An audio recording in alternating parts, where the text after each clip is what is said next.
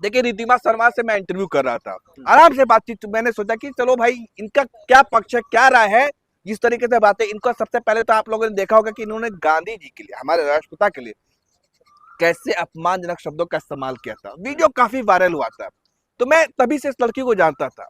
और दूसरी चीज ये है कि ये खुद ओमान से काम करके आई थी, और फिर यहाँ करके एक मुस्लिम कंट्री से आई थी, वो काम करके वहां रहती थी। क्या हुआ इनके साथ में, ऐसा क्या किया वहां पर लोगों ने कि ये आकर के यहाँ पर जो है नफरत का व्यापार करने लगी।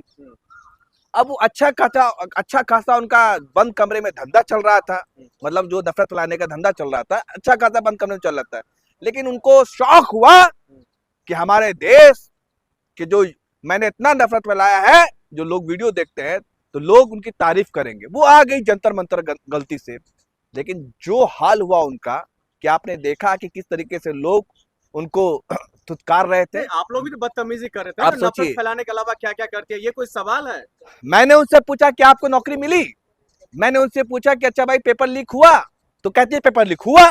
तो देखा इसके लिए कौन सरकार है, आप मांगे शिक्षा मंत्री से इस्तीफा, तो वो कहती है उमर खालिद। हमने कहा भाई उमर खालिद कहाँ से आ गया, तो उमर खालिद के साथ फोटो है उसका, जो कांग्रेस पार्टी वो उनके प्रवक्ता का। तो हमने कहा फिर तो मोदी जी की भी तस्वीर है आसाराम बापू के साथ में, तो क्या किया जाए, आसाराम बापू एक बलात्कारी है, मोदी जी की तस्वीर है, तो फिर क्या किया जाए। अब मोदी जी की तस्वीर जो प्रज्वल रेवन्ना के साथ है, मोदी जी वोट मांग रहे थे, अब वो मास रेपिस्ट है, फिर क्या किया जाए उसके साथ में।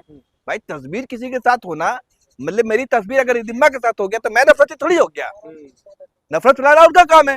तो मैंने फिर उनसे पूछा कि अच्छा आप ये बताओ कि आप कौन सा काम करती हो, आपको नौकरी नहीं मिली, तो बोली मेरा अपना बिजनेस है, बढ़िया बिजनेस है मेरा, मैं इंटीरियर डिजाइनर हूँ।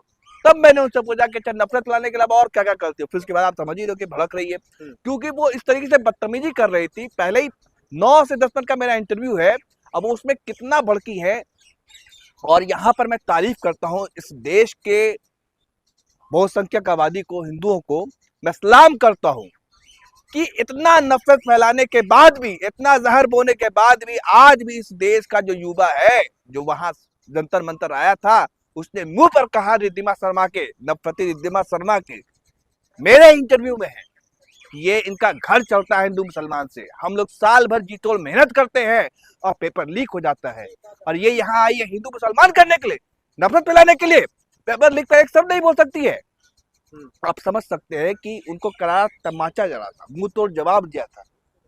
लेकिन सवाल हमारे साथ बदतमीजी किया गया जंतर मंतर पर, हमारे साथ जो है हमारा जवाब नहीं सुनना चाह रहा था कुछ लोग। तो वो आई क्यों थी, छात्रों का प्रदर्शन था, प्रोटेस्ट था, वही सबसे बड़ी देशभक्त है इस देश में, बाकी सब एंटी नेशनल है। फासिज्म, आपने अगर पढ़ा होगा फासिस्ट की इतिहास, कि कैसे फासिस्ट लोग इस देश में एक भौकाल दिखाते हैं, एक डर दिखाते हैं कि भाई साहब ये तमाम लोग जो है, मतलब ये लोग जो है देश के गद्दार है, देशद्रोही है, सबसे बढ़कर देशभक्त वही है।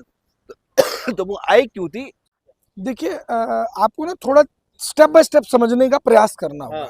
कॉकरोच जनता पार्टी के जो संस्थापक है अभिजीत दीप के, उनके ऊपर जिस तरीके से हमला हुआ है, मैं आपको बता देता हूं, आप सभी को ये बात पता होनी चाहिए कि वो हमला अभिजीत दीपके पर नहीं हुआ है, वो हुआ है देश के युवाओं के भविष्य पे, देश के युवाओं की गाल पर एक चाटा मारने का काम किया है।